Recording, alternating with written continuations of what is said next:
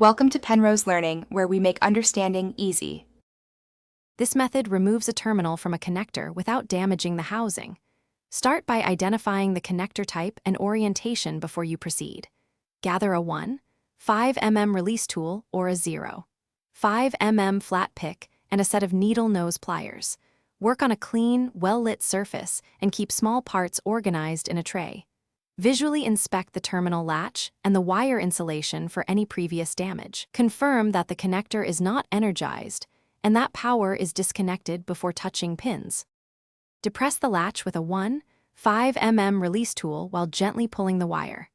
Insert the tool straight into the slot until you feel the tang release. Keep steady pressure on the tool and pull the wire straight outward without twisting. If access is tight, use needle nose pliers to gently pull the terminal straight and avoid bending the tang. Once free, set the terminal aside in an organized tray to prevent loss. Inspect the terminal tang after removal and replace if bent or worn.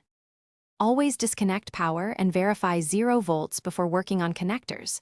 Use a magnifier for small 0, 64 mm and 1, 0 mm pitch terminals to avoid mistakes. Label wires with tape and a pen to ensure correct reassembly after removal. If a terminal tang is damaged, replace the terminal rather than attempting a risky repair.